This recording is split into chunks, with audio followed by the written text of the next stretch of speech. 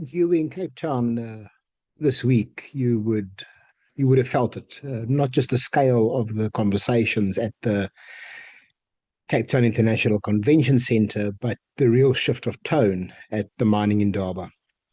This year's Indaba wasn't only about deals and geology, but it was about how Africa positions itself in the world that is more fragmented, more competitive, and more resource hungry than it's ever been in decades. And I think for South Africa, especially for mid-corporate businesses that sits in the supply chain, services, infrastructure, energy, logistics, technology ecosystems, the question isn't what's happened at the Indaba. The question is really what does it unlock and what should we do next to capture the opportunity.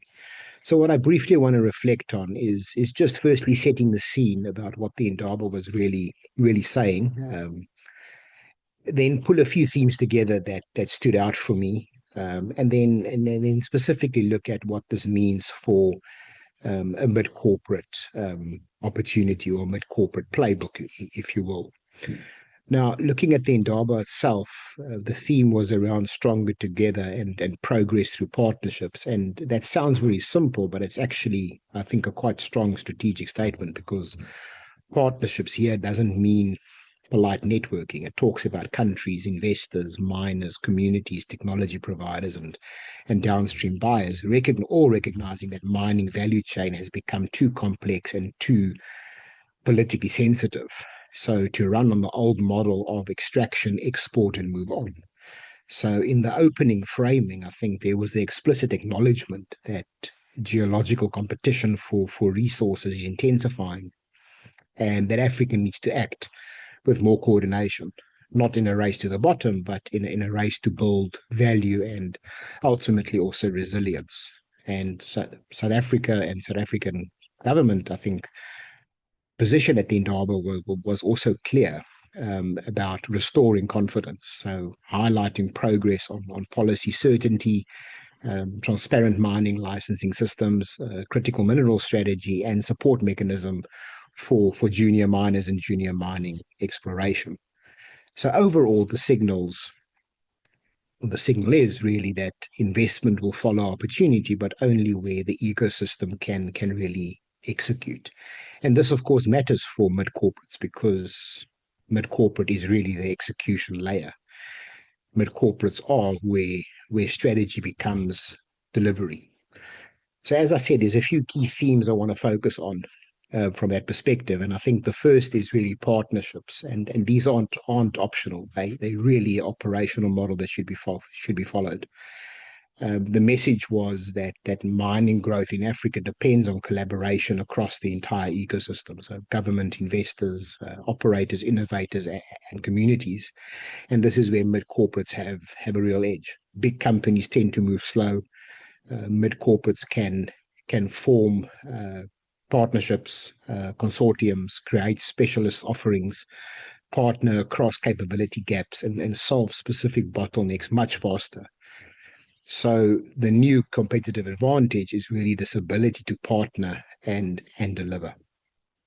Another theme that stood out is that critical minerals um, are really at the center of is really the center of gravity, but obviously value capture matters. So critical minerals being the core focus, and Africa's mineral endowment position um, is again can be a major supplier into technology and clean energy industries. But there's a second layer to this as well. And when we saw the conversation shift from who has the minerals to who captures the value. And again, not only from an extraction perspective, but through exploration and developing capabilities, infrastructure, energy security, process refining, beneficiation, ultimately also then traceability and responsible sourcing. And again, this opens up multiple lanes for mid corporates, not only mining contractors, but also engineers, engineering services, logistics, industrial services, and data and tech firms. A third theme is um, downstream buyers, and I guess the view of stakeholders. I think focusing on the downstream buyers, the automakers, renewable manufacturers, they are now major stakeholders. They're increasingly influencing standards, pricing dynamics, and sourcing requirements. So the demand side is really changing your procurement behavior. It's not only about costs anymore, but it's about supply continuity, emissions, intensity, labor, community standards, traceability, and reporting. And again, if you're a mid corporate, if you can help mines and suppliers meet these buyer requirements, you become strategically valuable and very hard to replace, truly part of that ecosystem. The fourth theme for me was ESG. Again, no longer a separate conversation. It's the license to operate and ultimately the license to finance. And I think one of the clearest signals was that environmental sustainability and mining development are not framed as competitors, but as inseparable, with a push to integrate sustainability into economic activity and compliance. Now, whether one agrees with every detail or not, this practically means that capital is increasingly conditional. So projects cannot demonstrate credible environmental and social management face higher delays, higher costs, and tougher funding conditions. So here too, the opportunity isn't just for consultants, but for your mid-corporate companies to provide real solutions around water treatment, tailings and rehabilitation, emissions reductions, energy optimization, monitoring, reporting, and audit-ready data. The fifth theme, as always, and maybe not a surprise, is technology and AI. So here too, you see the shift moving from innovation into productivity and safety. So disruptive technology, including artificial intelligence and green energy technologies, were explicitly positioned as transforming mining into a smarter and more sustainable industry. Here too, we see technologies being pulled by the operational pains around downtime, cost savings, safety, energy volatility. And here too, your mid corporates can win because they can produce and deploy solutions quickly, especially when paired with industry partners. Now saying all of this, if you are a African or South African mid corporate, whether you're in industrial services, engineering, logistics, energy, environmental solutions, construction, technology, or finance, I think there's a few opportunity arenas that I think came through quite strongly. And I mentioned a few of these earlier, but I think it's good to summarize. I think the first is to become partner ready. So the theme itself, I think, is the tell, where the ecosystem will be built through partnership. So mid corporates should be thinking about solutions in bundles, not single offerings.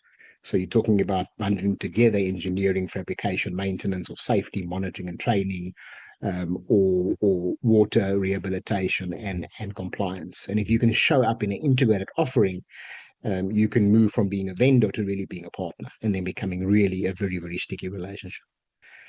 A second point to consider, I think, is energy solutions as not a side market, but truly as critical as mining grows. Again, mining cannot scale without reliable power.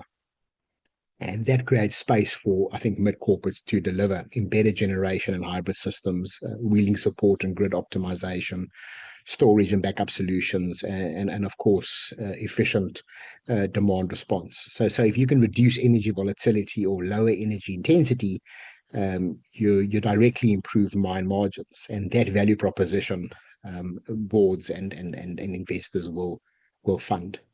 Water, as we saw with the State of the Nation, water, waste, and rehabilitation, again, is the investable service, is not just a cost center. Because ESG is integrated, integration is rising, the companies who can solve water scarcity, tailings risk, and closure liabilities are really not optional. So position yourself as risk reduction, compliance enabled, funding enabled, and schedule certainty into these matters. Again, the language here is important because it connects directly to investor decision making. Of course, critical minerals can also create a services boom, especially in the exploration, the early stage development. Government has been emphasizing exploration, acceleration in junior support, which often creates a multiplier effect for your technical services. So opportunities in geological services, surveying, sampling, community engagement, etc. And here too, then mid-corporates can scale by building repeatable deliverable models that your juniors and mid-tier miners can afford. We spoke about downstream. So here too, downstream buyers are not influencing standards are now influencing standards and sourcing expectations. And this creates a compliance and traceable market. So focusing on supply chain traceability, emissions measurement, responsible sourcing verification, audit-ready data pipelines. And here, those that can provide compliance simpler, cheaper, and more credible really stand out. Also not a new area, but logistics and corridor solutions are strategic. It's not just about operational. So mining from mining pit report, and every bottleneck is a margin leak. So if you're into logistics, warehousing, fleet management, rail adjacent services, port services, digital freight optimization. We saw at the Indaba emphasizing the ecosystem execution means logistics is a strong capability, not just a back office function. And then, of course, I guess a theme that ran throughout is digitalization and AI. The best way of entering mining tech is to anchor it on downtime reduction, maintenance predictions, production optimization, safety monitoring, fuel and energy optimization. And here AI and smart systems were specifically called out as part of this transformation agenda. So again, as you then go to market with this, think about the when we reduce our downtime by a factor, where do we cut our energy intensity by a factor? Where can we improve our safety? Is really key things to think about. What I want to briefly close on is maybe just a brief playbook that you can consider from a mid-corporate perspective. And I think really focusing on the value proposition. So think about who the buyers are, who's the client, what pain points do you solve, what's the measurable outcome, and why they should choose you, and why you need to partner with them. It's also important, I think, from a mapping perspective, is build out a partnership map, really around two criteria. So identify your delivery partners around execution capacity, look at consider the credible track record of the partner, compliance, etc., and then market access of those partners as well. So again, by looking at this partner mapping or stakeholder mapping, keep these elements in mind. You also want to be procurement ready. There is a process involved.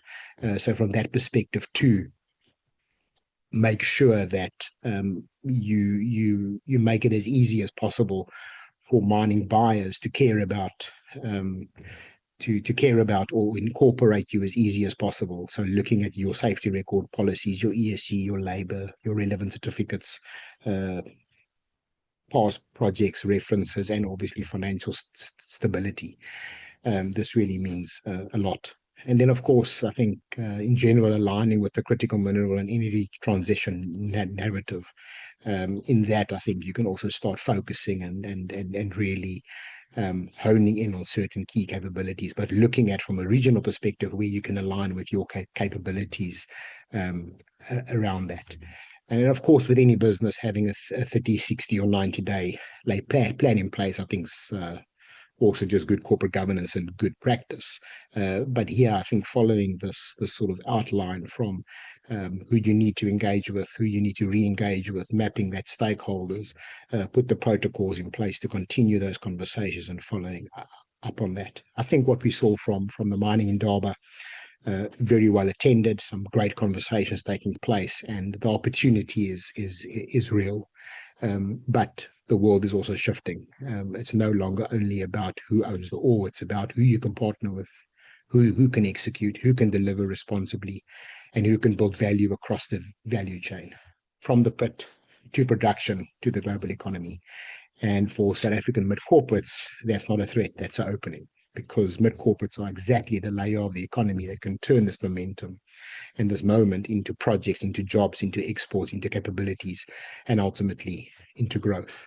So the opportunity is out there, and you need to now choose and make specific decisions about what you're going to do next. Again, thank you for listening, and we'll talk soon.